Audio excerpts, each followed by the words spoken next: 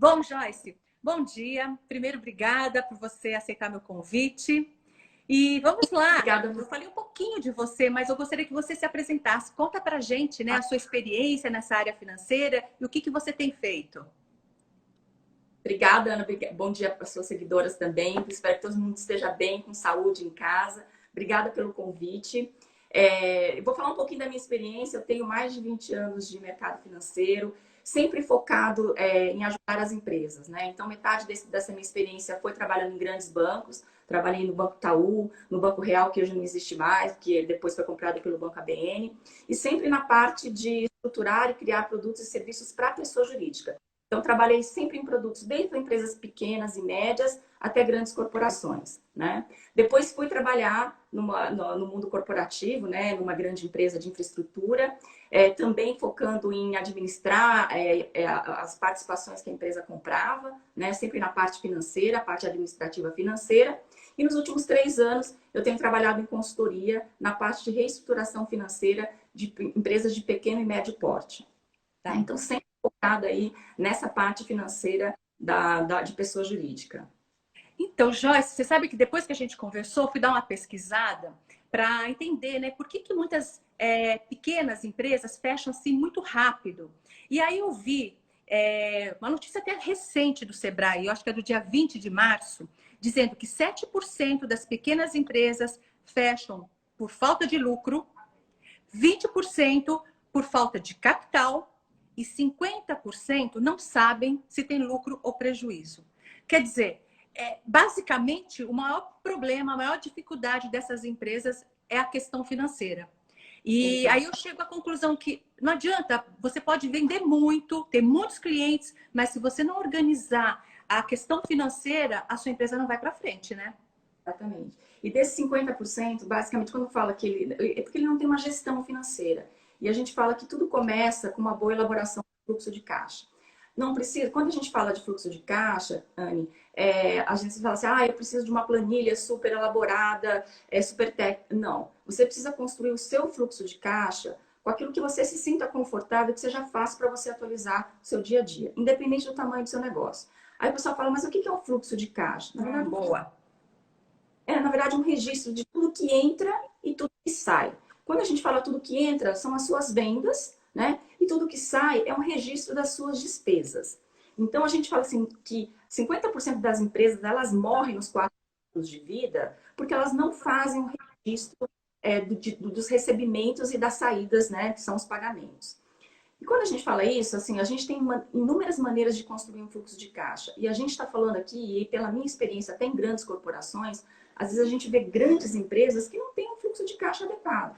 Ou faz o fluxo de caixa uma vez por mês, e olha o quanto de coisa não acontece, né, em um mês. Olha só, Verdade. essa coisa do mundo, né? Então, assim, quanto mais atualizado for o seu fluxo de caixa, quanto for mais detalhado, para que você se sinta confortável. Então, hoje, assim, tem inúmeras planilhas que estão disponíveis para você baixar grátis, mas você tem que usar uma que seja confortável para você na sua gestão financeira do seu negócio. E sempre Olha, registrar. só cortando um pouquinho, a Jordana, ela até colocou aqui um livro. É o fluxo de caixa, faz na caneta mesmo. Quer dizer, não importa, você não precisa de uma grande tecnologia.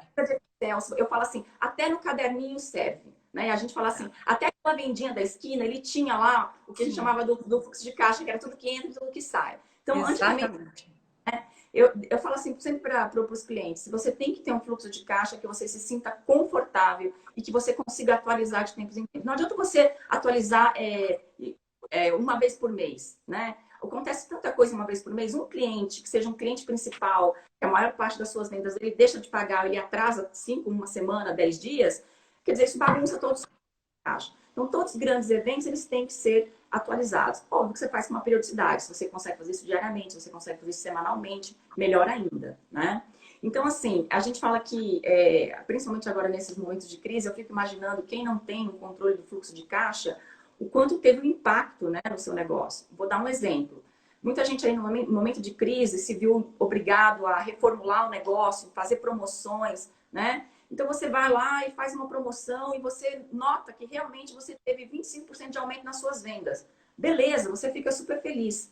Só que se você não registra os gastos que você teve para colocar essa promoção, ou seja, você aumentou, colocou mais gente na rua para fazer a distribuição desses produtos, você gastou mais em combustível. Se você não contabilizar tudo isso, na verdade você pode até ver que tudo aquilo que você aumentou em vendas, você teve um custo muito maior, ou despesas muito maiores para poder fazer essa promoção. Na verdade, ou você ficou no 0 a 0, né? Ou até não teve nenhum tipo de lucro nesse negócio. Então, é muito importante o fluxo de caixa. A gente fala que o fluxo de caixa é um instrumento que garante a saúde financeira da sua empresa. É muito Agora, importante. Joyce, me diz uma coisa. O fluxo de caixa, ele basicamente é o que entra e o que sai. Agora, por exemplo, você citou agora a promoção. De repente, eu estou precisando realmente de ter um dinheiro no meu caixa agora e eu vou fazer uma promoção. Agora, eu preciso ter registrado também quanto eu paguei no meu produto, porque senão eu posso começar a ficar no prejuízo, até para saber até qual o valor que eu consigo dar, né, de desconto para que eu não tenha prejuízo. Isso entra Isso no fluxo de caixa também? entra, mas a gente pode falar um pouquinho mais quando a gente falar sobre a formação de preço, né? Ah, Mas assim, entendi. quando a gente fala do fluxo de caixa, eu digo assim, por exemplo, nesses momentos, né, onde até o custo dos produtos ficou diferenciado em função da crise, isso tudo tem que ser atualizado no seu fluxo de caixa, porque às vezes aquele produto que você tem lucro, né, e que você tem lá, se você viu que atualizou no seu fluxo de caixa que aumentaram os custos desse produto, você pode não estar tendo mais lucro nesse produto. A sua margem pode ter diminuído bastante. A gente pode falar um pouquinho quando a gente falar que é o terceiro erro financeiro, que é a formação de preços, tá? Tá, joia. Mas Então, a gente falou agora do primeiro grande erro, que é não controlar o fluxo de caixa. Não ter um fluxo de caixa. Esse é o exatamente. primeiro. Esse é o primeiro. E eu considero um dos mais importantes.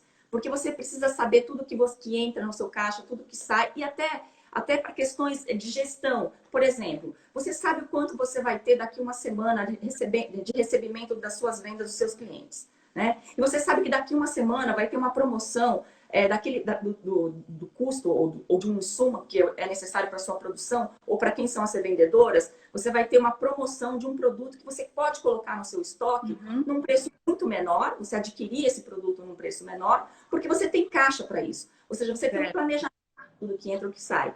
Assim como também o fluxo de caixa te diz que, poxa, naquelas 2 semanas você realmente não vai ter recebimento, você vai ter uma necessidade de capital. E aí é hora de você ou ir no banco ou negociar um capital para que você faça frente a essa falta de caixa nesse período. Sem esse fluxo de caixa, Tá. é impossível você saber isso, fazer esse planejamento. Perfeito. E agora, qual é o segundo? O O segundo grande erro? segundo erro que eu falo que pode ser um erro fatal para sua empresa, que a gente vê isso todas as empresas cometendo, desde as pequenas até as grandes, é a confusão patrimonial que a gente diz, que é confundir a conta jurídica com a pessoa física. Então, isso Verdade. acontece. Você tem lá a conta da sua empresa, aí precisa pagar a diarista de casa. Você tira o dinheiro do caixa e vai lá e paga a diarista de casa. Aí você pega e paga a funcionária de casa com o dinheiro da empresa, ou você pega dinheiro da sua conta pessoa física para cobrir alguma compra de material da empresa. Enfim, essa confusão é um erro fatal, por vários motivos. Né? A gente diz que quando você separa as duas contas, a pessoa jurídica, né, ela tem produtos e serviços diferenciados. Eu até trouxe aqui, só para vocês terem uma ideia, o custo, né, de cartão de crédito, de cheque especial da pessoa física, ele é muito mais elevado do que da pessoa jurídica. Fazendo aqui todas as considerações, que são garantias diferentes e tudo mais. Mas você imagina uma pessoa física que, por necessidades de caixa, não tem aquela gestão financeira do fluxo de caixa, precisou de dinheiro naquela semana e ela pega o cheque especial ou ela usa o cartão de crédito para pagar as despesas da empresa. Ó, eu levantei aqui no site do Banco Central a taxa de juros de um cheque especial pessoa física gira hoje em torno de 153%. Eu peguei uma das maiores instituições, um banco, só como exemplo, não vou citar, mas só os maiores bancos aqui do Brasil, só para fazer uma comparação de todas as taxas de juros que ele anuncia lá no Banco Central. E, Joyce, isso mesmo depois de toda essa queda de juros ainda está nessa taxa altíssima. Isso que eu não falei do cartão de crédito, né? A taxa do cartão Verdade. é Que é bem pior. É 275% ao ano. Gente, isso assim, só para dizer que, que a Selic, né, que é a nossa taxa de juros básica, ela está em 3,65 ao ano. Ou seja, se você faz os seus investimentos, você tem dinheiro para investir, você investe muito bem, né? Você investe lá, que seja na taxa CDI, que é muito espelhada na Selic, 3,65. E você usa uma taxa de juros, uma linha de crédito dessa na pessoa física, de 276% no caso de cartão de crédito, de 153% no caso de cheque especial. Enfim, isso compromete muito, né, a saúde financeira da sua empresa. Sim. E gente... só um parênteses. Jordana, você está falando de outra coisa. A Jordana fez um comentário aqui, colocando assim, e os bancos digitais sem taxas? É diferente. É diferente serviços de crédito. Aqui a gente está falando de crédito. Exatamente. Você precisa, então, assim, faltou dinheiro no caixa da sua empresa. Você vai lá e vai na sua conta pessoa física e usa o seu cheque especial ou você usa para o seu cartão de crédito. A gente está falando de crédito, a gente não está falando de taxas. Taxas de serviço, a gente está falando taxa de DOC, de transferências, exatamente, de depósitos. Isso são taxas que realmente os bancos digitais não têm. Ou a taxa do cartão de crédito. Não se esqueça, quando você usa o crédito do cartão de crédito, fala, mas Joyce, como é que eu uso o crédito do cartão de crédito?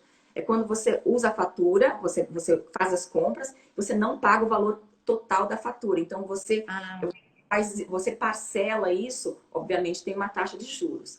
Mas não se esqueça que além dessa taxa de juros para utilizar o crédito do cartão, você tem a taxa de serviço, que é aquela anuidade que você tem. Que aí sim ela tem razão, que alguns bancos eles isentam, né? Os bancos a taxa. Mas se você pegar o cartão, utilizar e não pagar a parcela, desculpa, a fatura total, você tem sim a incidência dessa taxa.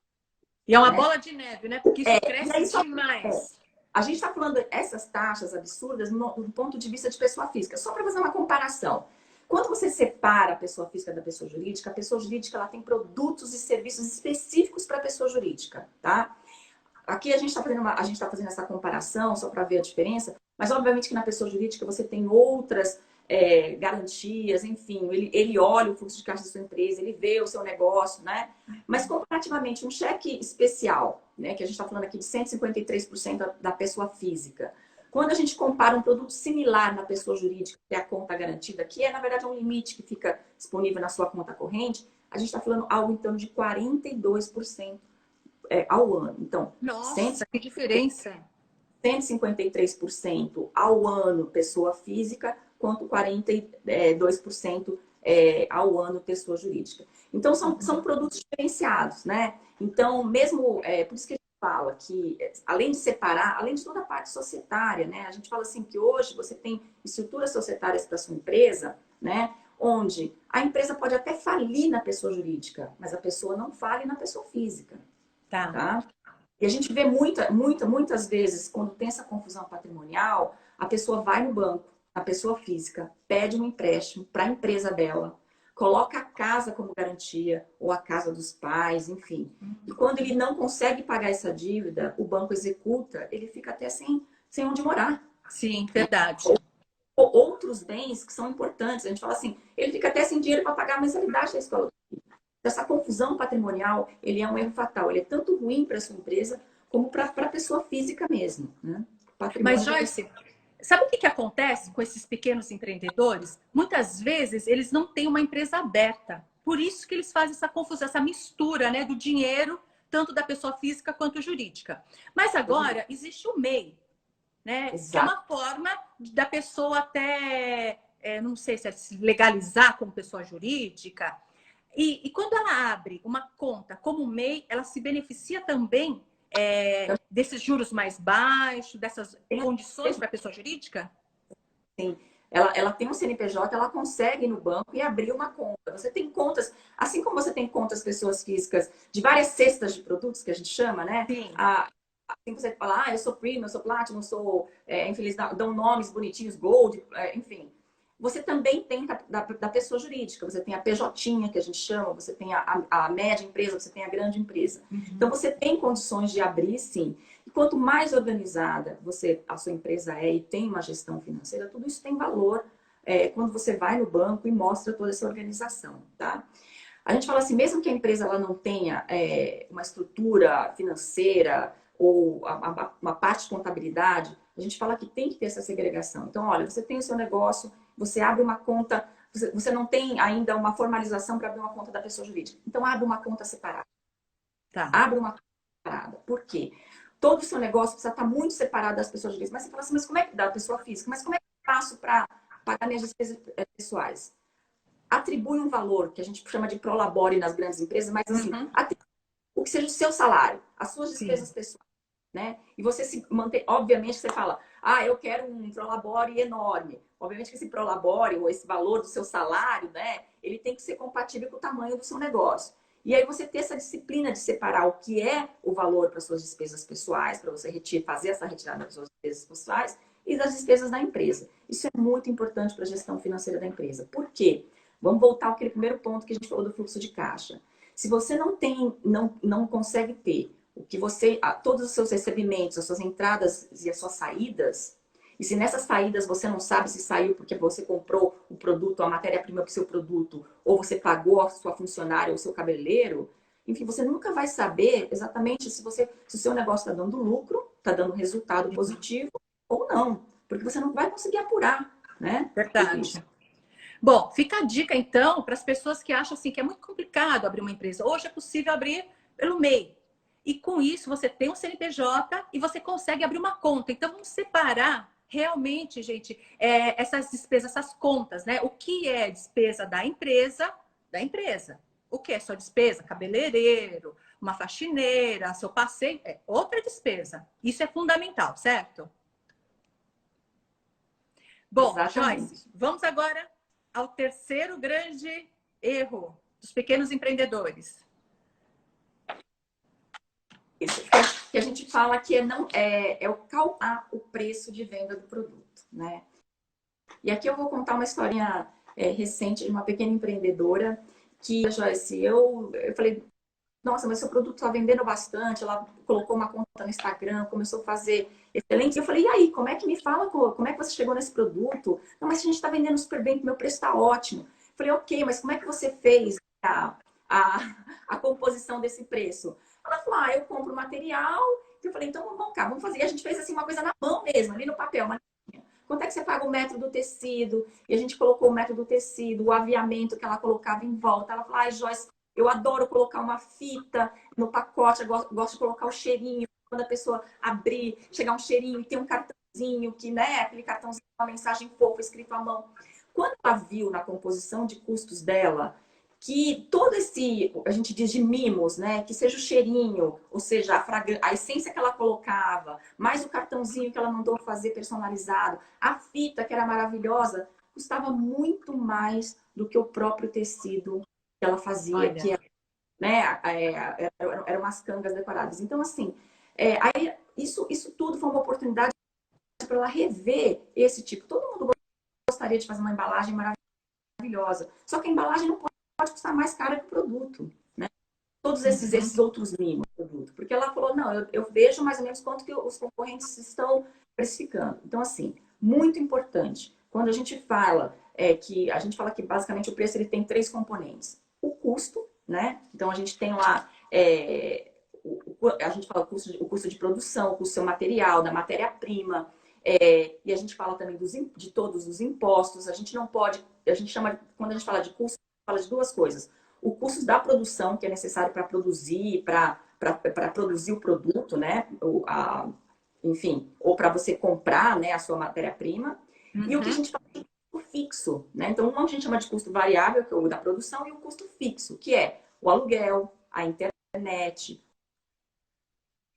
o gás, né? Então, quem tem confeitaria esquece de colocar quanto é que gasta de gás, de energia, de água, né? A composição do custo do seu produto. Um componente muito importante na composição do preço é a margem, né? Enquanto você quer ganhar de margem de lucro nesse produto. Então, depois que você todos os custos, você tem a margem. E a margem é assim, eu gostaria que o meu produto, eu gostaria de ganhar 30% da margem desse produto. Só que quando você compõe o custo mais a margem, você tem o seu preço final. O seu preço final não pode ser do que o da concorrência. Então, quando você olha a sua margem de preço, você tem que ter um equilíbrio entre o quanto você gostaria de ter de margem de lucro, mas você também tem que olhar as condições de mercado, né? Para que o seu preço final não fique muito elevado ou fique muito abaixo, né? Então, a gente fala que é muito importante não esquecer de custos que a gente esquece, de impostos. Vejo muita gente esquecendo de custos da internet. Quem tem um negócio digital esquece de contabilizar os Ah, mas pacotes. isso aí é porque mistura, né? Muitas vezes mistura. Ah, a internet é uma despesa de casa, não é? Mas fala assim que esses custos eles têm que ser rateados. Então, assim, eu vou falar uma conversa que eu tive com a minha funcionária que estava fazendo bolo, revendendo bolo. Então, eu falei para ela, beleza, lá eu gasto tanto com o material, compra no supermercado, que é farinha e tal. Eu, ok, você está colocando gás na conta? Ah, mas o gás é o que eu gasto. Não, você tem que ver quantos, um botijão de gás, quanto dura no mês, quantos minutos você usa para fazer o bolo. Enfim, quanto mais próximo você tiver de apurar esse custo e colocar isso no preço final, para que você não tenha prejuízo. Porque se você você esquece de contabilizar esses custos, no final você pode ver que você está tendo prejuízo, né? Verdade. E quando você vende desse produto com prejuízo, maior o seu prejuízo, né? Então, se você vende um produto que está tendo R$ 1 de prejuízo, se você vender 100 vezes, você vai ter R$ 100 de prejuízo, né? E a outra coisa que eu acho que é importante falar, que além do custo e da margem de lucro que você quer ganhar, tem um componente que a gente chama de componente mágico, que a gente fala que é o componente do valor.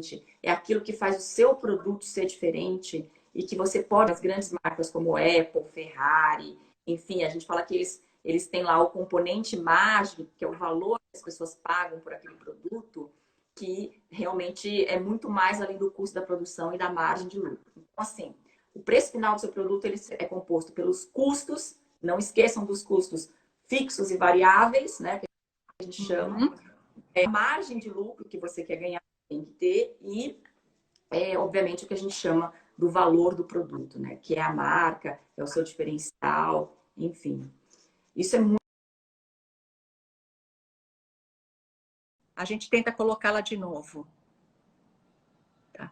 Mas, pessoal, fica um recado para vocês. Eu sei que tem muita gente aqui, tem muitos consultores aqui hoje na live, tem muita gente que tem um pequeno negócio, pequenos empreendedores. Eu tenho visto o pessoal misturar muito as contas da empresa com as contas pessoais. Isso é básico, pessoal. Vocês não podem misturar.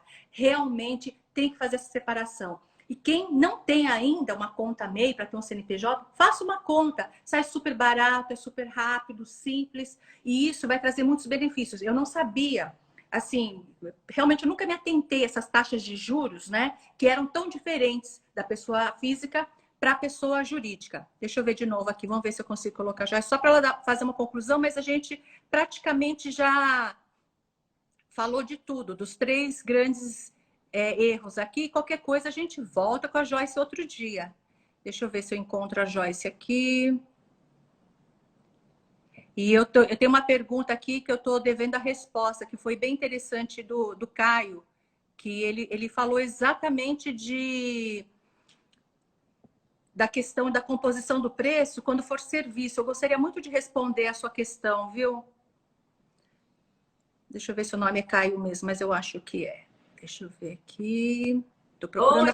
Oi, Ah, voltou com som. Muito bem. tudo bem. Eu estava te ouvindo. Praticamente a gente concluiu aqui a live, mas olha, teve uma pergunta que eu achei bem interessante, que quando você fala da composição dos preços, você falou muito assim, de quem produz alguma coisa. E quando for prestação de serviço, como é que a pessoa faz essa composição? Então, na verdade, a composição, você tem que atribuir um valor, né? Assim, eu, por exemplo, trabalho em consultoria e a gente faz o nosso preço por hora. Então, assim, quanto é que custa a nossa hora de trabalho? Então, por exemplo, a gente tem uma equipe de consultores e a gente tem diferentes custos de hora em função da experiência desses consultores. Então, assim, consultores mais júniores, eles têm uma hora, né? E aí a gente faz toda uma composição, olha mercado, olha quanto que custam para poder pagar, por exemplo, o meu consultor júnior, eu olho quanto é o mercado, olho a experiência dele, olho a especialidade dele, porque o que acontece? E não é só por ter experiência, não ter experiência, tá? Às vezes ele é um consultor júnior, mas ele tem uma experiência tão específica que acaba se tornando o valor dele, né? Tá. Então, assim, Quando a gente faz a prestação de serviços, a gente faz por hora. A gente olha muito o mercado, mas a gente tem custos. Por exemplo, um consultor, ele tem custo. Ele tem o custo de transporte, ele tem o custo da visita aos clientes. Tudo isso tem que ser contabilizado. Quando a gente vai visitar um cliente lá em Goiânia, você tem o custo da passagem, você tem o custo do táxi, você tem o custo do hotel.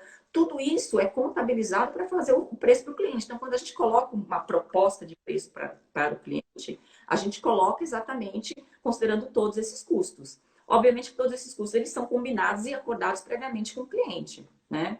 Fala assim, Fora o conhecimento, né? Fora o conhecimento que esse consultor tem. É muito mais complicado você atribuir um valor à minha experiência, né? Por exemplo, assim, eu tenho 20 anos de experiência na área financeira, mas eu posso ter uma experiência que seja valiosa, né, para uns e menos valiosa para outros, né? O outro financeiro que já sabe tudo isso de finanças, talvez não seja tão valioso, né? Então, assim, é muito mais difícil você atribuir custos para serviços, mas você tem que tentar chegar ao máximo, pode, é determinar o preço só pela concorrência, dizendo assim, mas o preço do concorrente é tanto. Você não sabe se ele faz uma apuração financeira, você não sabe se ele está tendo lucro ou prejuízo. Às vezes é aquilo que a gente comentou, né? Fala, poxa, mas ele vende por 10, tá? Mas ele pode estar aumentando o prejuízo dele a cada dia. Ele está vendendo bastante. Não quer dizer que ele está vendendo muito, que ele está tendo lucro, gente. Ele não faz uma gestão financeira, faz uma gestão adequada. Verdade. Eu costumo dizer assim, eu costumo dizer uma frase que eu ouvi, que eu achei excelente, que a gente fala que faturamento é vaidade, né? Aquilo que todo mundo... Não, eu faturo tanto, é aquilo que você mostra, é aquilo que você fala para todo mundo. O que o lucro é a sanidade, é a razão, né? Mas mesmo no lucro, às vezes você tem manobras contábeis que não necessariamente aquilo é o que entra no seu bolso, né? E você tem, fala que é o caixa, que é o dinheiro, e é a realidade. Aquilo efetivamente é aquilo que você tem em caixa. Então a gente fala assim que faturamento é a vaidade, lucro é a sanidade, e o dinheiro e o caixa é a realidade. É que realmente entra no seu bolso. Tá certo. Joyce, o pessoal tá adorando. Até falaram que quer ter mais lives com você. Então a gente vai marcar uma outra depois, porque, olha, a gente selecionou os 3 maiores erros, não sei nem se são os maiores erros financeiros, tem muitos erros, né? E só que a gente tinha que realmente eleger os 3 para poder compor nessa live. Mas fica já o convite. Para a gente pensa em outras questões aí, para a gente fazer uma segunda rodada para trazer aqui mais conhecimento pessoal. Tudo bem? Ótimo. Tá bom, Joyce. Por enquanto, sim, obrigada. E a gente volta a se falar, tá bom? Obrigada. Beijo, Joyce. Gente, deixa eu liberar. Eu vou falar um pouquinho com vocês. E aí, gostaram da live? Gostaram do assunto? Vocês acharam que foi pertinente e ajuda vocês? Ah, Gabriel, você está querendo perguntas, né? Vamos fazer o seguinte, olha, vão me mandando perguntas aí, ou vão preparando as perguntas, podem me mandar com antecedência, e eu vou realmente marcar uma outra live com a Joyce, porque ela realmente ela é fera nesse assunto, ela conhece muito, e eu acho que ela pode ajudar muito vocês, pequenos empreendedores, tá? E uma coisa, gente, que é muito séria, não importa quanto você ganha, às vezes tem pessoas que ganham muito, muito mais do que a gente, e tá super endividado, sabe? Ter uma vida, assim, uma qualidade de vida muito pior. Aparentemente, pode ser que pareça que está bem, mas o caixa pode estar muito baixo. Então, tudo isso depende realmente de como você administra o seu dinheiro. Então, vamos pensar nisso. Não importa quanto você ganha, mas o quanto você consegue administrar bem. E aí, depois, o seu faturamento vai aumentando, vai aumentando. Tá bom? Espero que vocês tenham gostado e a gente marca uma outra live aí. Ah, e deixa eu dar um recadinho. Quinta-feira, a minha live vai ser com um estúdio de Pilates, onde eu faço Pilates. E vocês que me seguem sabem o quanto eu valorizo a compra no bairro, né? Que tem que valorizar o comércio local, comprar de quem faz. Eu sempre falo isso. E eu quis realmente trazer um negócio aqui do meu bairro, de onde eu moro, e para mostrar as boas práticas. E esse estúdio tem feito coisas incríveis que eu acho que vale a pena compartilhar com vocês. Então, eu espero vocês também na quinta-feira, às 10h30, tá bom? Beijo para vocês, gente. Tchau.